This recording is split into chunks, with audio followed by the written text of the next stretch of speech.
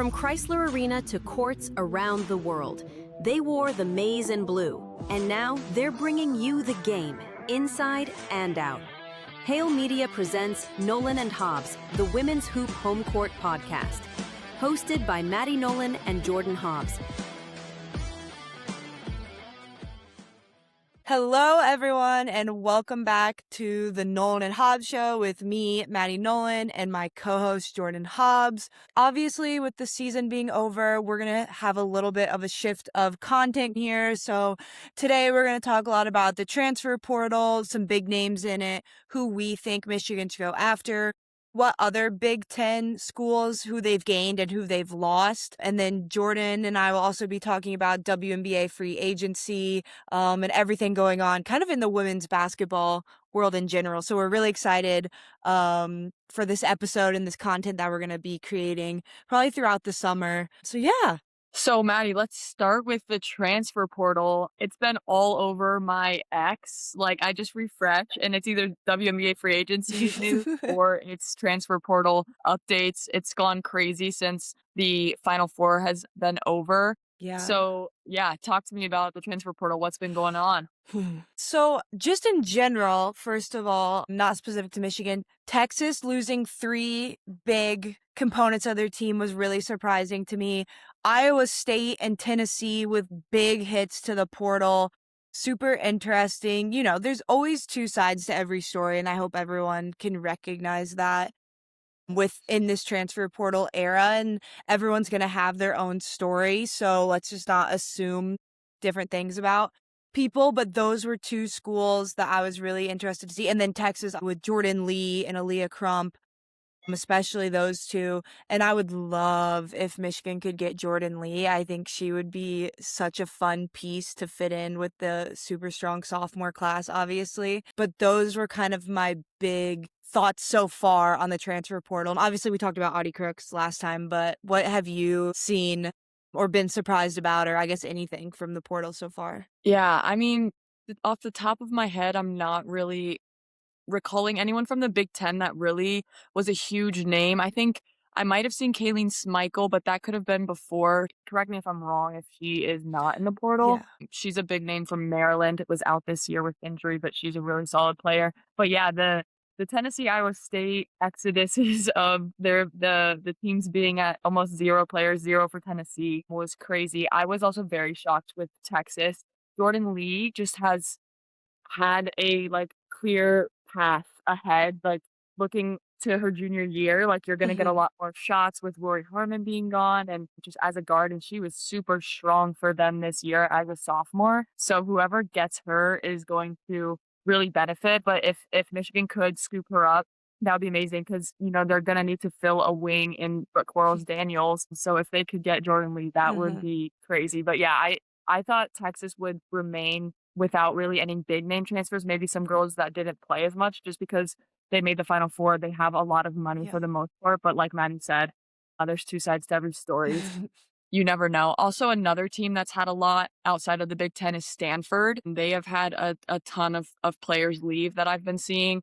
One of them just committed to TCU. I believe it's a 4 player. I'm not sure her name, but TCU has been on the positive side of the transfer portal. They have been getting some big names. I think they have 3 commits already from the portal. So they always kind of go after portal kids and look to rebuild their roster that way. So not really a surprise for TCU. I do want to ask you something, Jay, on your thoughts. TCU and Ole Miss seemingly always get a lot of transfer portal kids, and they seem to get them very quickly as soon as they enter the portal, almost, or a couple days within. Do you have any thoughts on that? Because I have my own thoughts on a lot of this stuff, but I wanted to see what you thinking about that aspect of it. Yeah, to be completely blunt, there's tampering going on.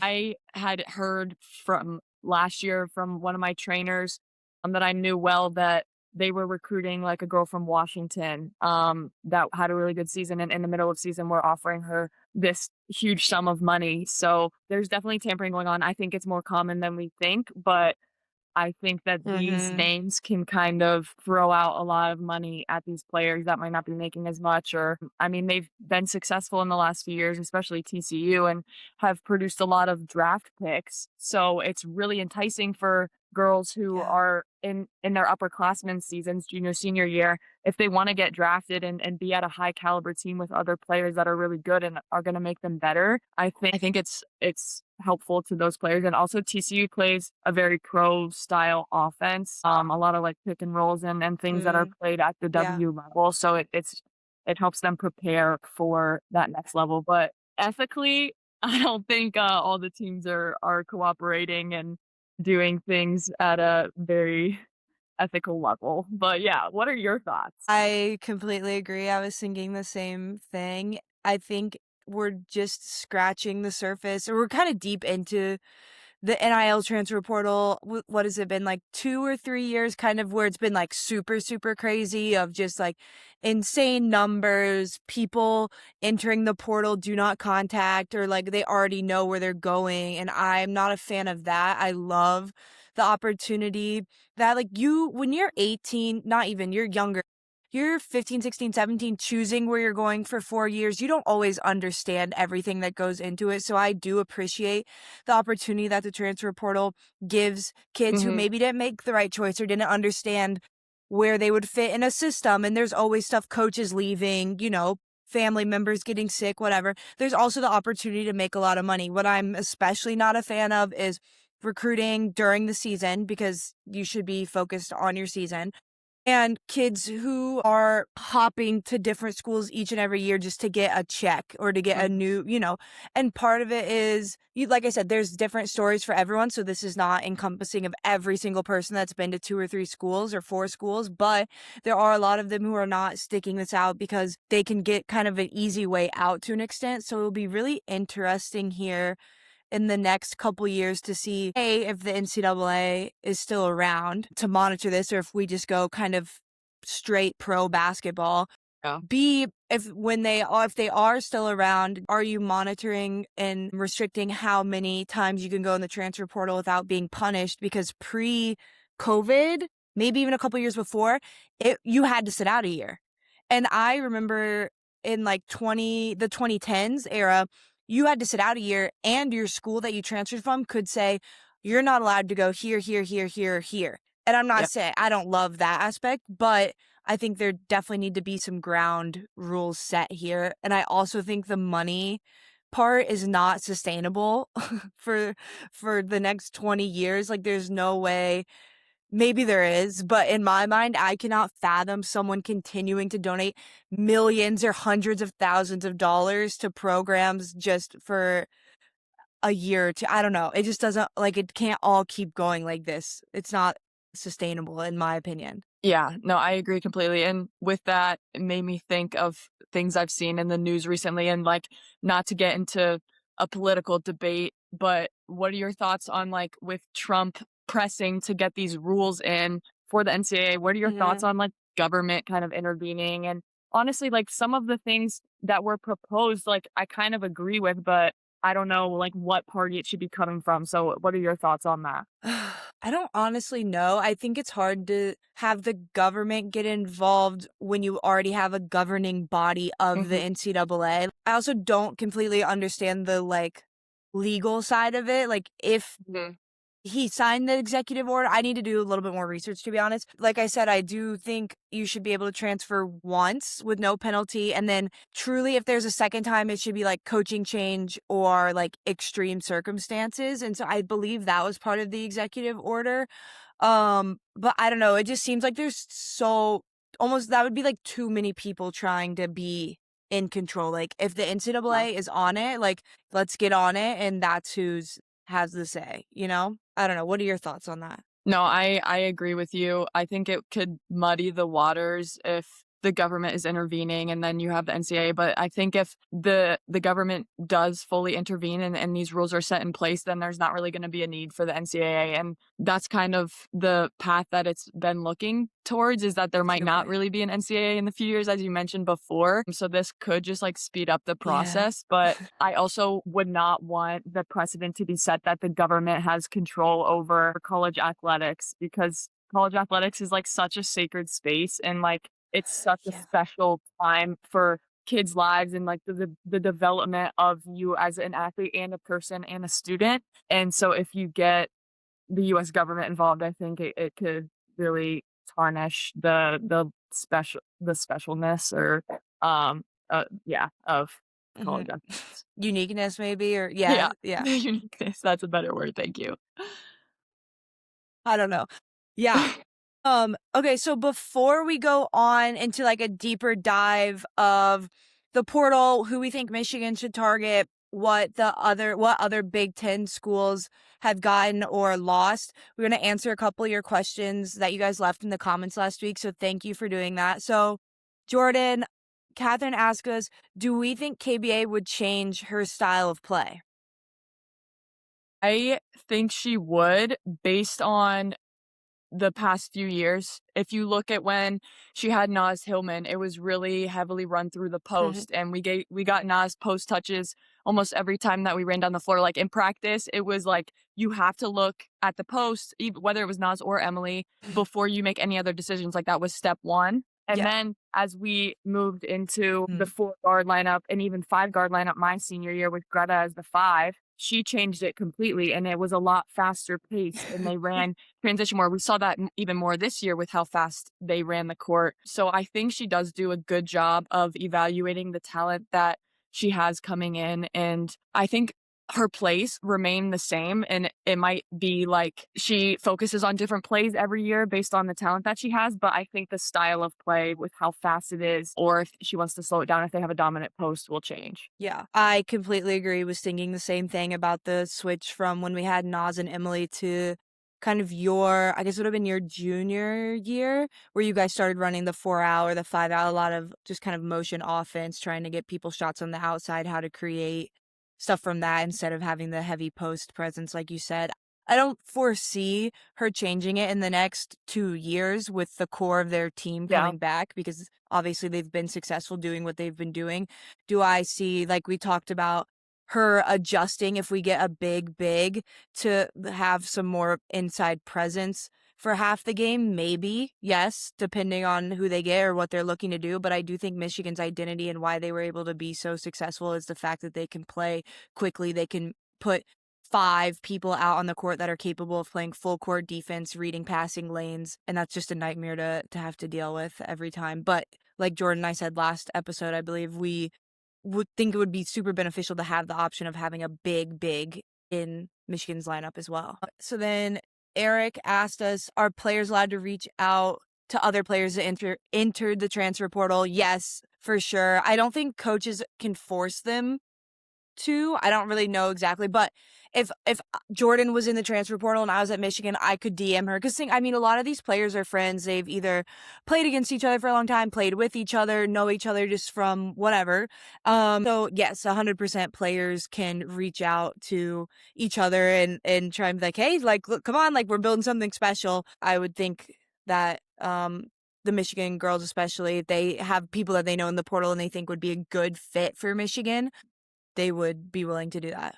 So Kier, I apologize, I don't know how to pronounce your name, so correct us in the comments, please. I'm so sorry. But asked us our thoughts on the Geno and Dawn Final Four game situation, as well as the hire of Coach Carla at Northwestern. On the Geno and Dawn situation, just like kind of disappointed in Geno. Like, you've been around women's sports for so long, and to just like treat another legend or a woman in general, a person in general, like that after you lose and their team didn't play well, like, that's just the fact of it. It was just disappointing. I'm glad he apologized after, and I just felt like response to it and how she was like, I want the focus to be on UCLA, when she was asked after the national championship game, and just like the way she directed it towards, the girls that were on the court.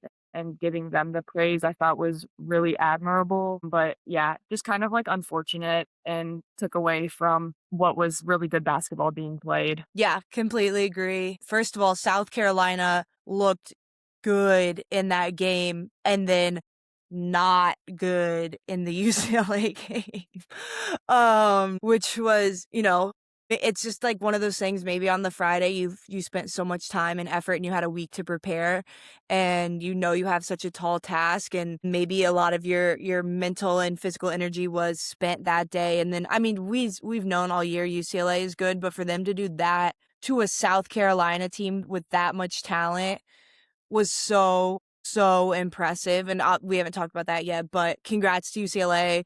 Shout out Big Ten for the triple crown of national champions. So freaking cool. Shout out Michigan men's basketball. That probably should have been the first thing we said on this episode, so apologies. But so cool. Yeah, disappointed in Geno for sure with that, but it's the game of basketball, not excusing his actions at all. The game of basketball is so interesting because it really pushes you to your highest points and to your lowest points, and it's really interesting to see how people react and respond during those, and people make mistakes. And he apologized. I wish he would have said, "I'm sorry, Dawn Staley," in his apology, in my opinion. But yeah, I don't quite think that Geno's, he's going to be around for however much longer he decides to coach. So hopefully he can continue to learn and grow from that. And I'll be really interested to see how this UConn team bounces back next year. Now, going on to the Northwestern coach, Coach Carla, I think that's a great hire. Princeton has done amazing in the Ivy League the past few years.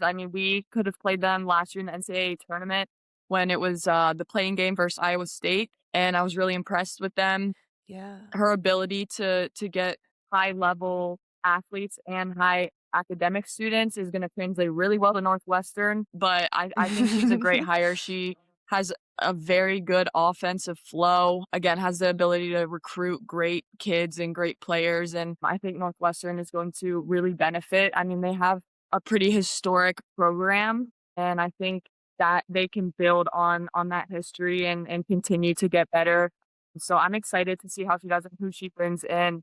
Even in the transfer portal, it's going to be harder for them to get transfers in, kind of similar to Michigan with the admissions process, and those high academic schools is just tough to get upperclassmen in, especially. But I'm excited to see how they do, and I think they're going to be a lot more competitive within the Big Ten. I don't think I could have said it better myself, Jordan. Great points. I think what was really interesting is a lot of people expected her to kind of be the next UConn coach whenever Geno is done coaching. And expected her to kind of stay at Princeton. So this was a very big move. In my mind, I was thinking maybe she wants to have that Power 5 coaching experience before heading on to UConn. Not saying the job is just hers, because now you're competing with Shea Ralph, who I think could also be a really interesting eventual UConn coach when Geno is done. But just giving her that opportunity to coach at the Power 5 level and just have the differences of being allowed to have NIL. You can do grad transfers. There's just kind of a different vibe almost to I guess it's Power 4 now, but than what you can have at Princeton. But like you said, that's such a great point that we definitely need to talk about when we're thinking about people that Michigan can bring in, is how hard it is to get people through the admissions process at Michigan when they're older than really a freshman, or if they're not a grad transfer. There's just a lot of hoops you have to jump through. I remember when Leah transferred in, she had played 2 years at Nebraska and had to take 17 credit hours the summer before her junior year, and then still just it was just insane nonstop school for her. So just something definitely to think about when we're like, oh, we want this person and this person and this person in the portal. It's not always as easy as it seems. So great point there, Jay. So basically the last couple of questions are who we think Michigan should target in the transfer portal, what we think we need. We talked a little bit about this, but Jordan can speak for herself. I think we should get a really big, if we obviously need someone to fill in Brooke's shoes, which would be really good if we could get another scoring threat, but with who can play great defense like Brooke, but maybe can shoot the three and space out the offense a little bit more. And then honestly, with Macy out and Mackenzie Mathurin transferring, it would be really good to have another point guard available, either on the bench, or they could honestly you could play Mila and the other guard at 1-2 and kind of alternate who brings up the ball, similar to what UCLA did this year with Kiki Rice and Charlize Ledger-Walker. Jay, what are your thoughts on Michigan? What Michigan needs to pick up in the portal? And then we can kind of give our thoughts on like specific people we think could be interesting. I mean, I agree completely with your analysis. I think 2 posts that have stood out are Trigger, I think that's how you pronounce it, from NC State. Just like a really big body down low, really tall. They actually played her in the round of 32. So I think she could just kind of help them out. She's not really someone who's going to score a whole lot of points, but that's kind of what Michigan needs. Someone that's just really solid down low, can play good defense, can score if the guards aren't really having a good shooting night, etc. And then also the post player, I'm blanking on her name right now, but the post player from Texas who played really well against us. She's just a really strong, big, very tall, again, just someone that I think would fit really well into Michigan's system. And I think Coach Rico could do really well with a talent like that. Wait, is the girl from Texas, is it Cunningham? I think Here, so. Let me pull it up on Insta real quick. Wow. Big news just dropped on Portal. The little twins from Tennessee are going to Rutgers. And then another girl from Mississippi State is also just committed to Rutgers. Wow, glad I checked during this thing. We'll talk about that here in a second. Holy crap.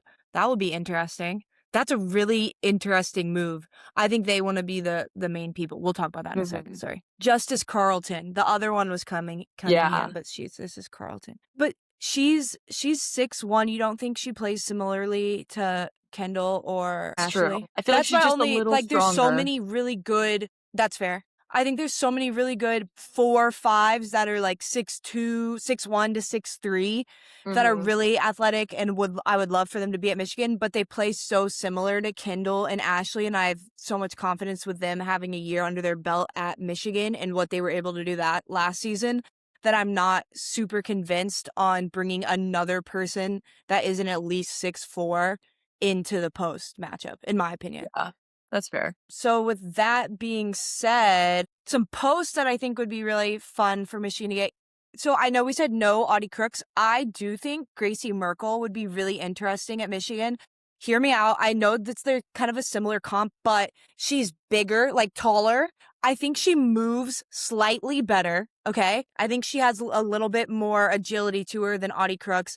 I also think at Penn State, she played like around 20 minutes a game. It's not like she's not someone who expects or needs to be in the full game. So that kind of gives Michigan the flexibility of, if you need a big, like you're putting her in there for like 2, 3, 4 minutes at a time, then you're putting in Ashley Kendall and you can go the press and run route. And then you can do the big, like protect, or if we're playing a team that has another big, like put her in that situation. So I just think having someone like that would allow Michigan to really take it to the next level while not really having to super compromise on what got them to this point of last season, I guess. The other bigs that I really like, there's 2 from Nebraska, and I'm not 100% sure which one I was watching in the tournament. This is really bad, but they have 2 girls from Nebraska who were like big, like back to the basket post, and it had a little bit more height and strength to them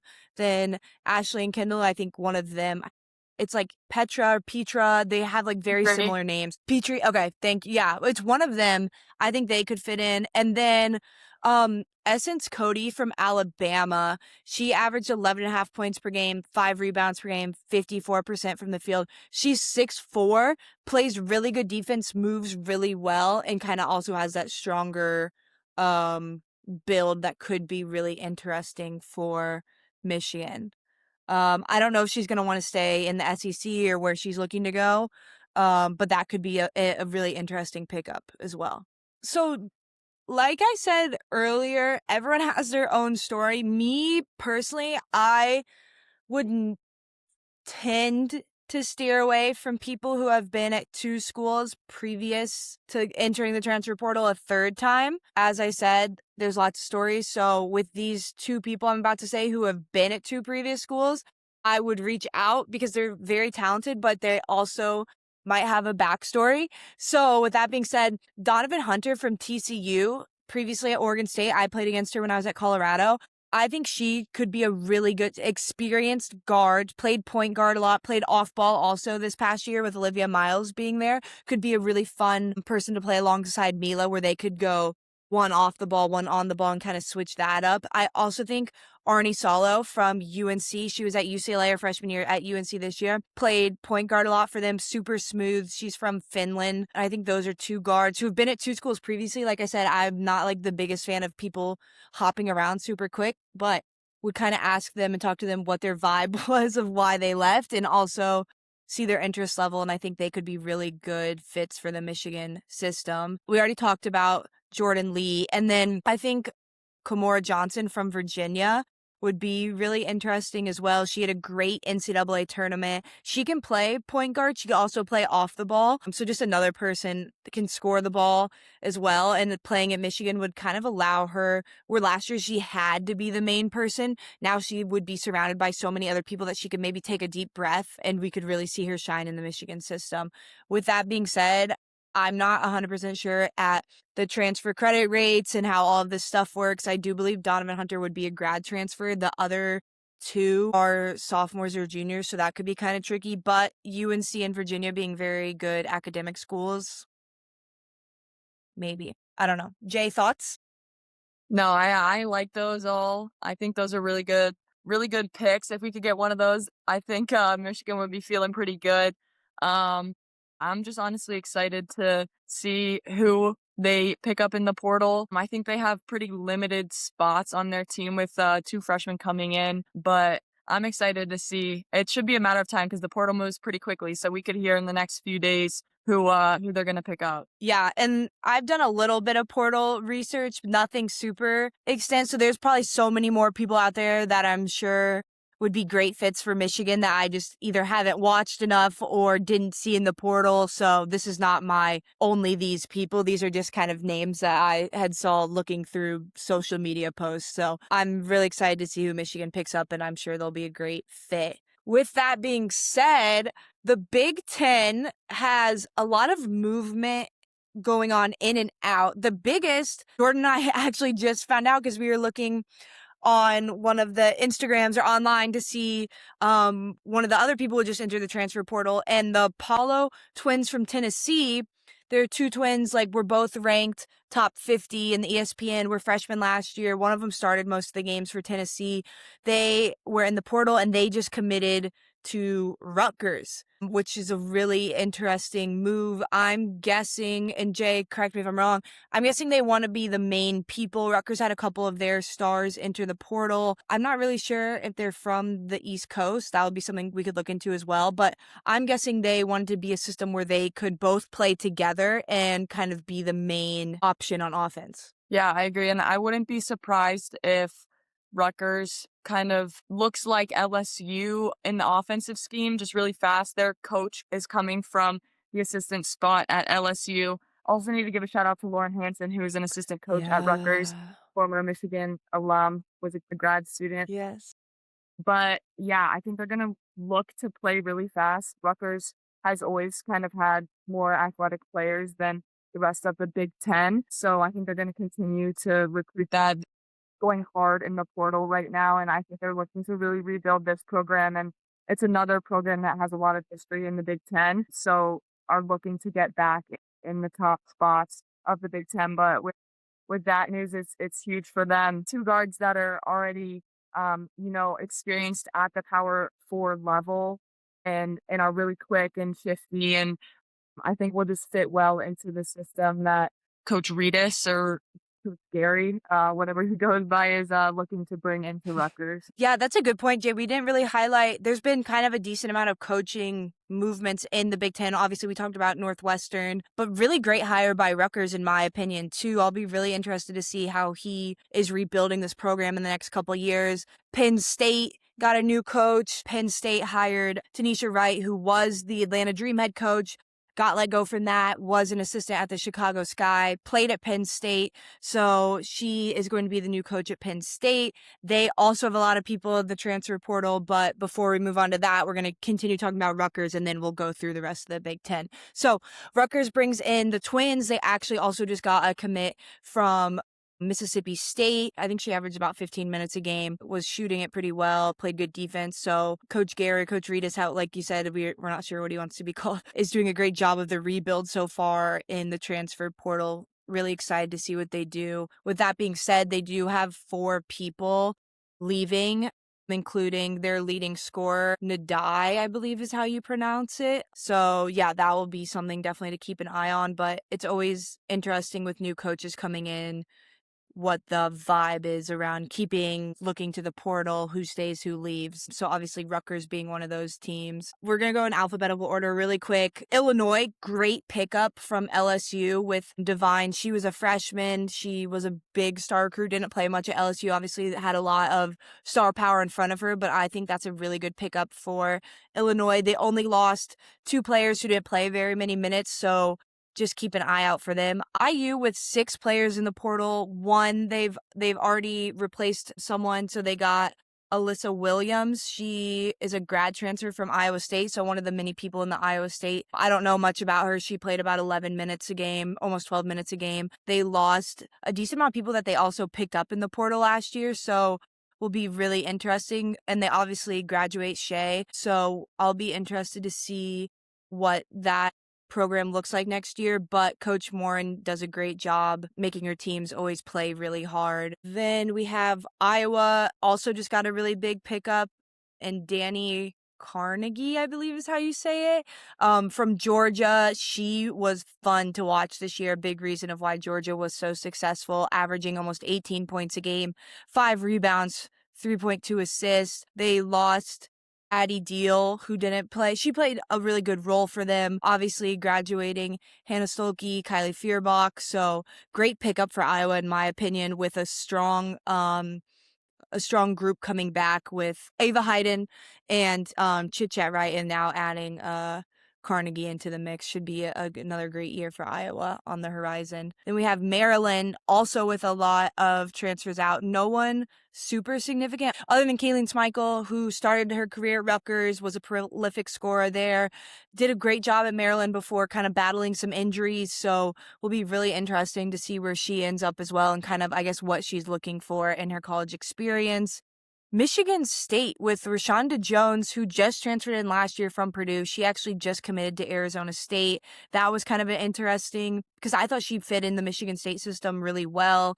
And then Inez Sotelo, she started, but towards the end of the season wasn't playing as much. So we'll be interested to see where those 2 starters end up. Well, like I said, Rashonda Jones is already at Arizona State, but where Inez does. Minnesota, nothing crazy. They just actually announced that Mara Braun will be back next year, which is a huge, huge, huge retainment for them. I believe she had a redshirt year, so this will be her grad year. But yeah, nothing too crazy out of Minnesota, so look for them to continue to build. I really enjoyed watching them this past year.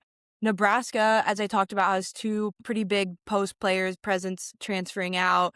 And then Haley Weaver, she's a grad transfer. She averaged about 12 points a game. So a couple of kind of big hits for Nebraska. Will be interesting to see who they try and grab out of the portal. Northwestern, only 2 girls in the portal so far. I'll be interested to see with Coach Carla getting there and seeing the vibe, what that's going to look like. They also, I believe, had quite a few seniors, so the rebuild will be interesting. There is one of Princeton's best players is in the portal as a grad transfer, so keep your eye on if she makes that move over to Northwestern. Ohio State only has lost 1 person so far, didn't play very much, so nothing big there. Oregon has lost a couple of people, including Sarah Rambis, who is a pretty big forward for them. She's actually from Michigan, but I think she plays pretty similar to Kendall and Ashley, so I don't necessarily see Michigan pursuing her, although it would give them more depth if they really wanted to. They also lost Chloe Cardi, who averaged about 12 points per game, started only 11 games, so yeah, I don't know, just some people to keep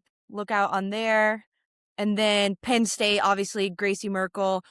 Kaomi McMiller is a big name to keep on watch to see where she heads. She transferred out of Rutgers after her freshman year, went to Penn State her sophomore year, averaged 20-ish plus points a game. So will be interesting to see where she goes. Mariah Murray, a 3-point threat for Penn State. I think their whole starting 5, actually, like Cleon from France, she was a freshman. She's in the portal. So it'll be interesting to see if Coach Wright retains any of them or where all these people go. The Purdue has a lot of people in the portal as well. The Big Ten has really gotten huge this year, so I feel like I'm listing off the whole world of basketball right now. But just want to keep you guys updated.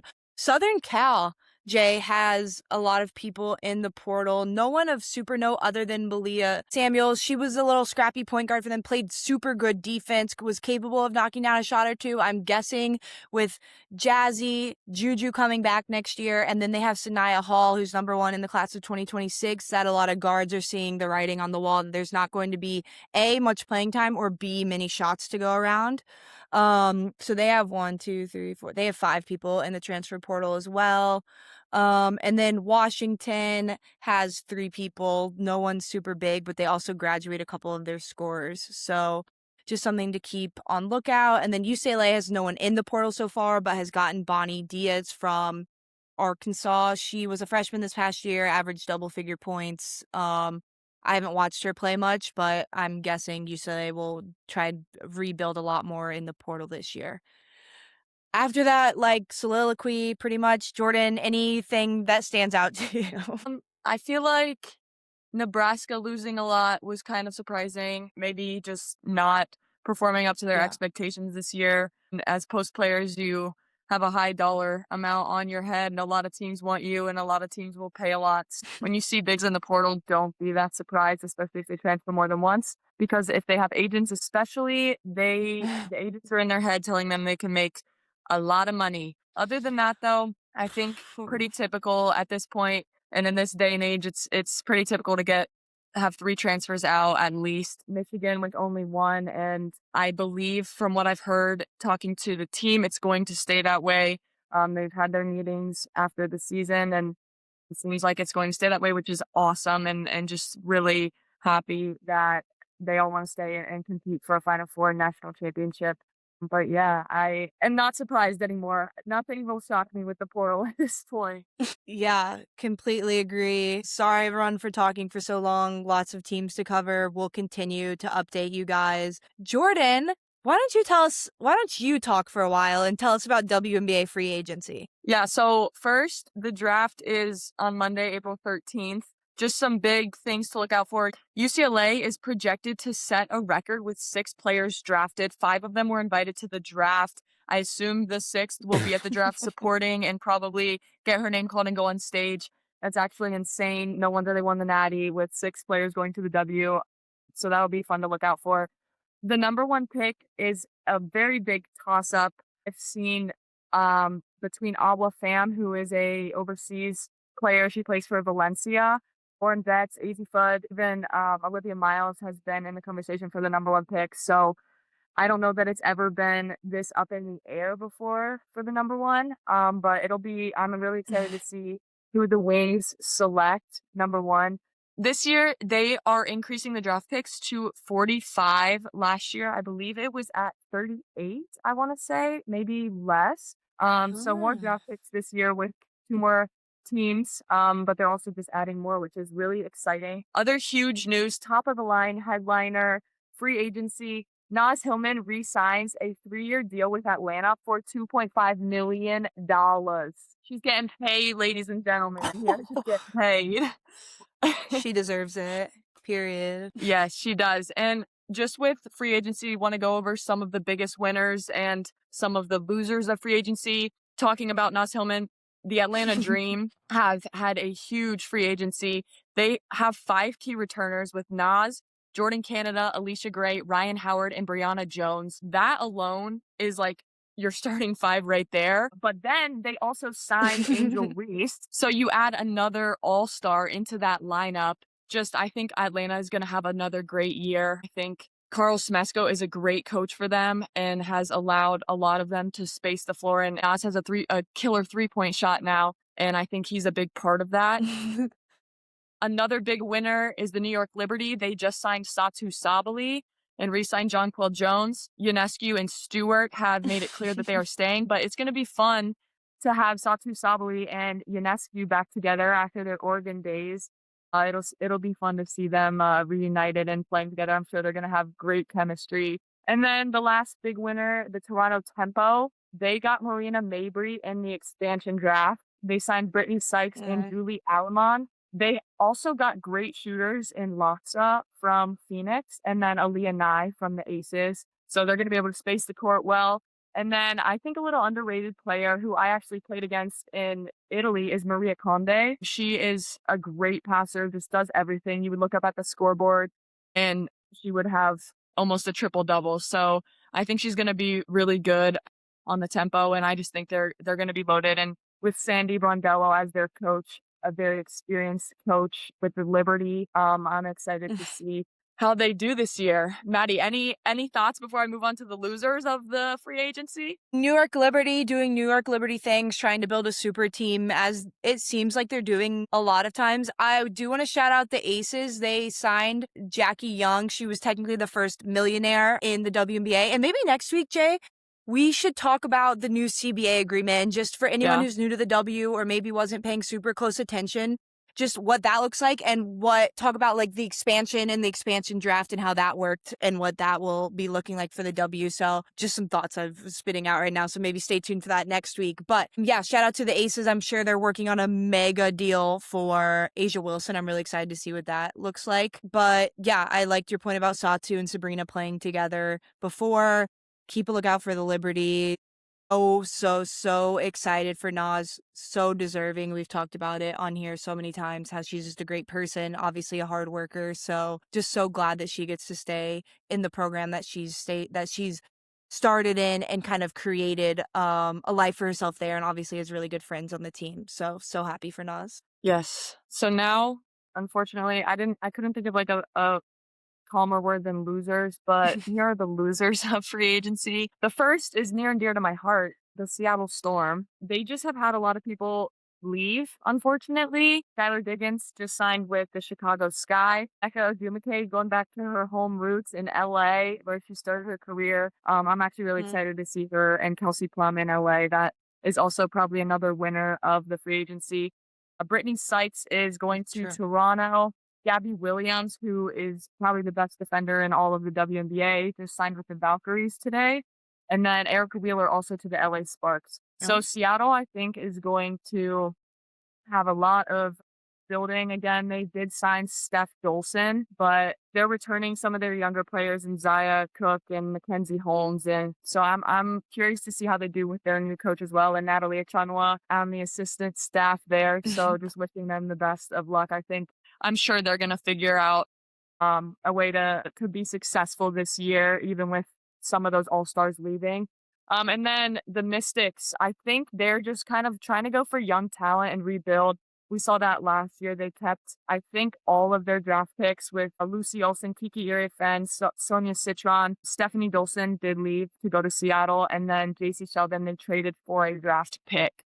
JC Sheldon went to the Chicago Sky. So the Mystics might not be the best this year, but as I said, I think they're building and they want to retain their young core and just continue to get them better and develop them to be contenders in the next years. I meant to say this after you asked me about the winners. I think the Dallas Wings have made some really good moves in this offseason, keeping Paige, keeping Enrique, and then picking up Jess Shepard, who, Jay, you played against in Italy, right?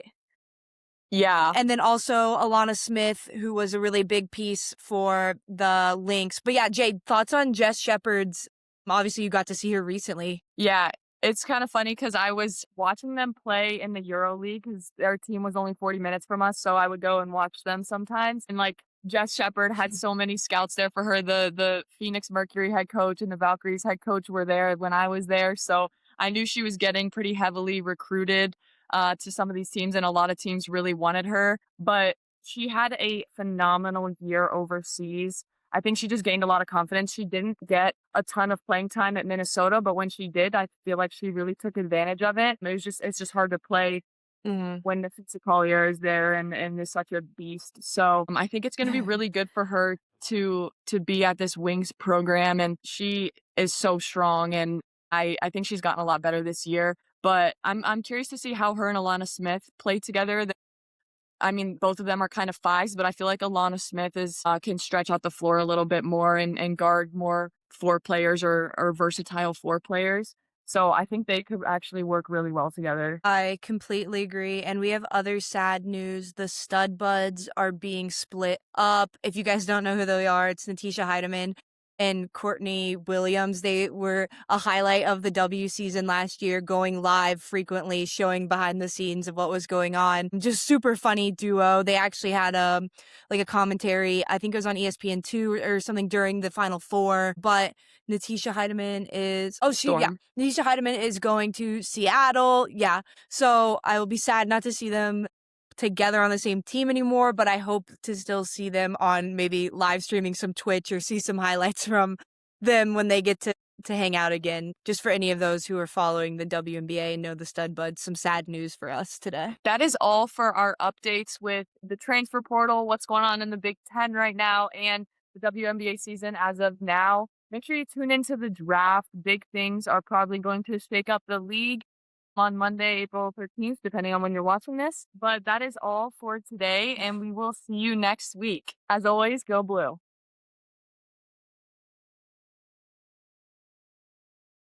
If you like this kind of content, please like, share, follow, and subscribe. And as always, go blue.